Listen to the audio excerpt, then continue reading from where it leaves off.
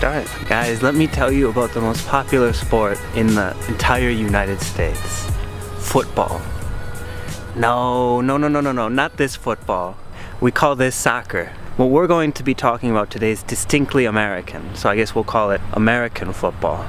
In part one, we're going to be talking about the history of American football, when it changed from this strange combination of rugby and European football, or soccer. We call it soccer here. In part two, we're going to go over the rules, and in part three, some of the recent controversies, for example, concussions. So here is today's primary vocabulary. And here is today's secondary vocabulary.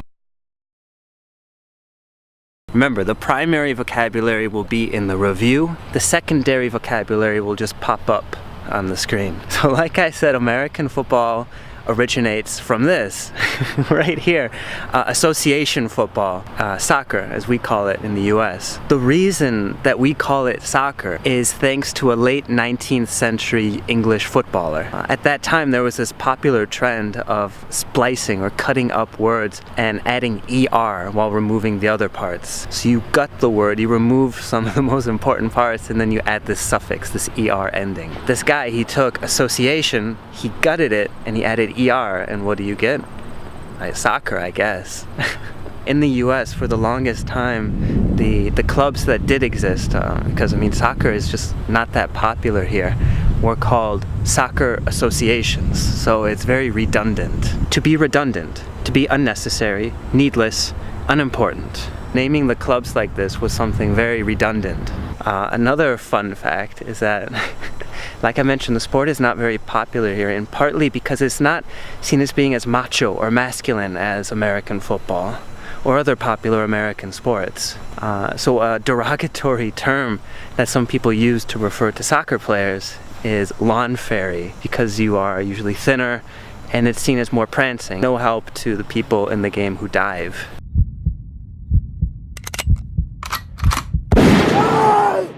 My last cultural note here is to mention that we usually do not use the term club. A club is usually a private organization that anybody can join for a sum of money. So while if you are a soccer fan you refer to them as clubs, most Americans will just say team for anything. Baseball, basketball, football, soccer, it's all the same. Anyways, continuing with the history of American football. It has relationships to both association football, soccer, and to rugby. The first American football game ever recorded happened between two universities in 1869. And it was so new that it actually followed association football rules. That means soccer rules, which is strange to think of because in American football, your primary tools are your arms. And they just decided, hey, instead of throwing it back in from out of bounds, we're going to throw it all across the field. Who knows, but this is apparently the first game of American football.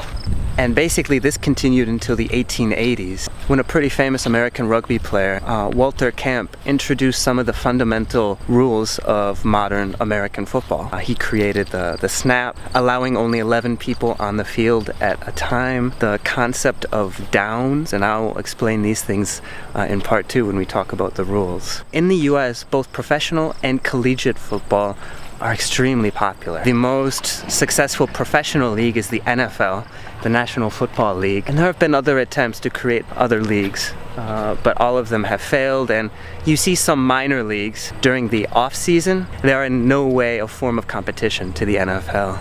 You might ask why universities have such large sporting teams.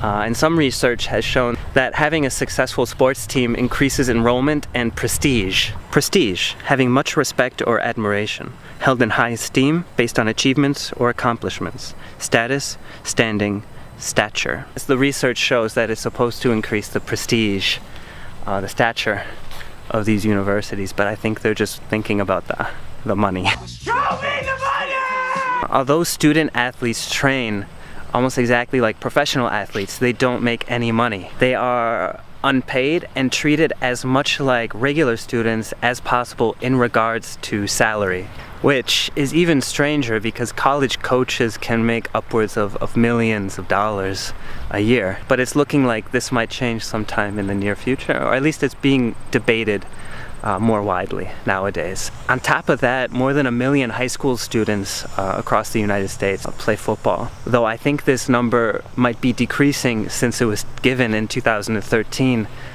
because of the recent research that has been published on the topic of concussions and brain damage from playing football. We'll save that for part 3 when we talk about controversies. Now that you know a little history of the sport and its close ties to both soccer and rugby, let's go on to discuss the rules and the league, the NFL, and see how everything works.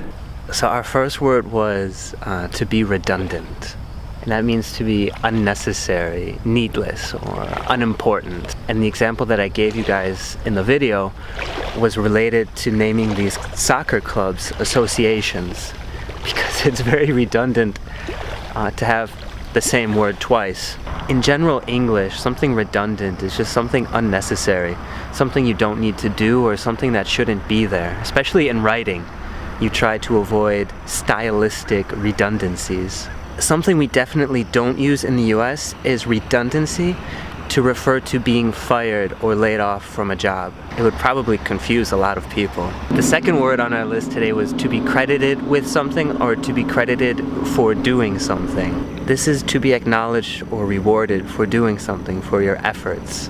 People are given recognition by their peers, and in our example, Walter Camp was credited with developing the modern game of football. So people saw his efforts to do these things and he was given recognition. And then our last word for today is prestige. It's having much respect and admiration, being held in high regard based on your achievements and accomplishments. It's your status, your standing, or stature. The best universities have very high prestige. They are storied institutions with many famous alumni or famous former students. Because of that, when you think of these universities, you think of quality.